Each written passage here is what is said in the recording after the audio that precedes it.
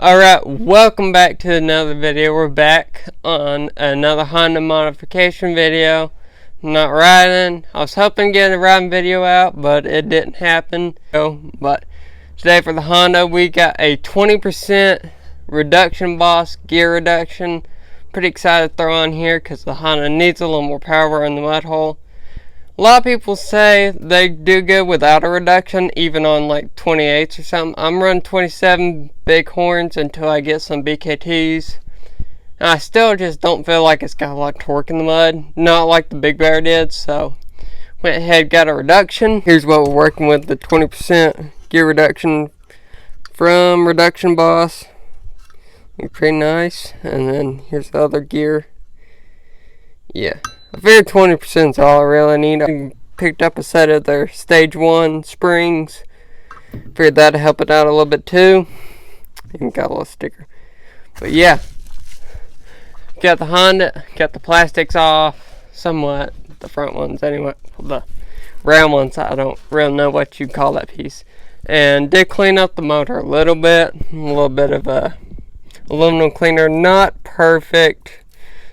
Could use a couple more coats, but well, a couple more cleanings, but I had stuff to do. But yeah, I got it, somewhat clean. I don't think I'm gonna take these plastics off unless I have to. I am gonna take the floorboards off. I'm gonna try not to take all this off because that seems like a nightmare. Probably gonna take, so yeah, floorboards, and probably gonna take the tires off too. And yeah, so I'm gonna get started. Update: I got the floorboards off, tires off. I got the four-wheeler jacked up as high as I can get it with these jack stands, just to try to make it a little easier. And then I didn't really trust those; those were still a little rickety. So I went ahead and put a D-ring up there, hooked the winch to it, bolted it up there pretty good. So I know it wouldn't hold the whole thing up, but just a little extra layer of protection. I don't want this thing falling on me, so using a little bit of precaution. So it looks like to get this thing off, you got a hose here, or you could take it off up there, either way.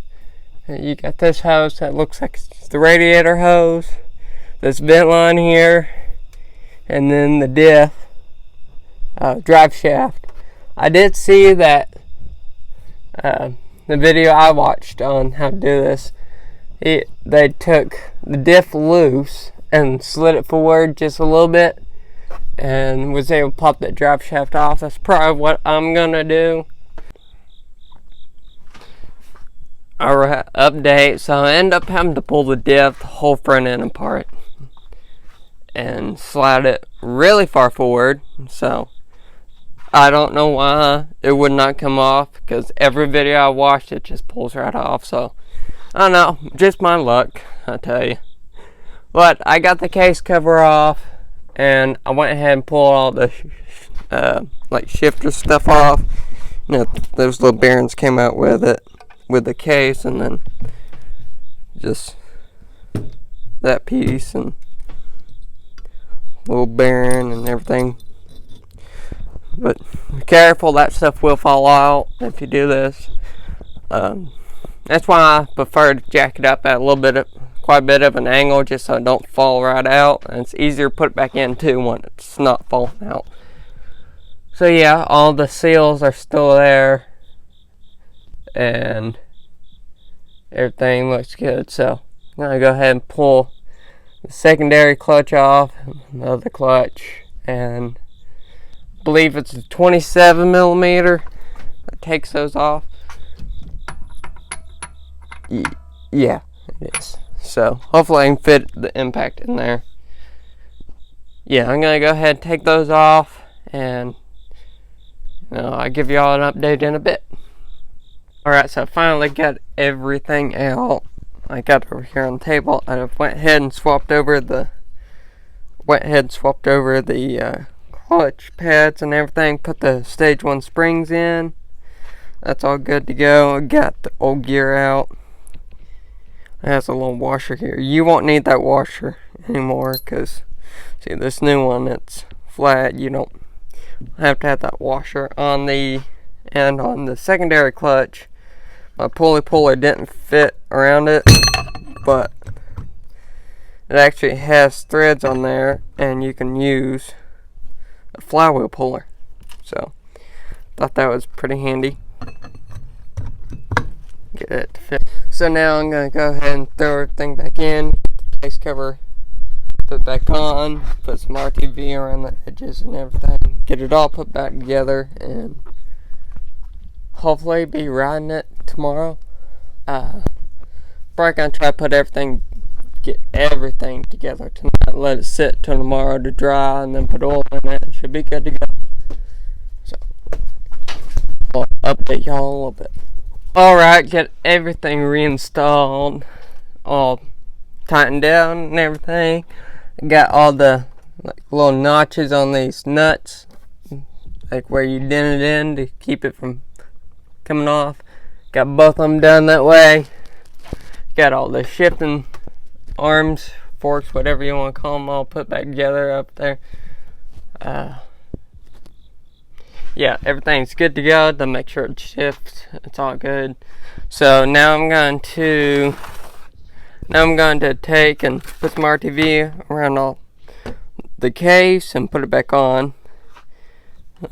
Needs to be cleaned up a little bit first. Then after that, I'm just going to start putting everything back together. And while I already got it off, I'm going to go ahead and grease up the wheel bearings and everything. Go ahead and get all of that done, which is, that's a plus of having to take everything off, which was unexpected, but is what it is. I'm really glad I had to take everything off, because I put these new wheel bearings on this side, and they're like roller pin bearings. There's one half of it come off on the boot, and they really need to be repacked, so that's good. Repack those, and yeah, put it all back together. Hopefully we'll be riding tonight or tomorrow. I don't really know yet. I don't even know what time it is. If it sits long enough today, I may just let it sit till tomorrow. And yeah, hopefully we'll get a riding video out soon with this. So wait, I'll update y'all later, either when it's done or halfway through or something like that. So stay tuned. Alright, got it all back together. I've been tested out a little bit. It's doing great. So yeah, everything's working fine. There's a couple little things I forgot to mention while I was doing this. On the back of the original clutch basket and gear and everything, there's like a little sleeve you gotta take out. It's not hard to do. It just comes right out, and put on the new one. And one more little tip on this thing is, a lot of people will do like a little cardboard stencil, put all your case bolts in the correct order, like in case some of them's different sizes. But on this case, on these Ranchers, well, the front case, I know all the bolts are the same size except for the two right at the oil filter spot. So those two, well, they're both the same size as each other, but still bigger than all the rest. So those are the only two you have to worry about. So, really easy to put back together. So you don't need a cardboard stencil or anything. Don't have to worry about mismatched bolts or anything, because they're all except those two, and you know where those two go very easily. So yeah, so that's about it. About to go riding. Gonna film it, so I'll have a riding video out soon, so y'all stay tuned for that, and I will see y'all next one.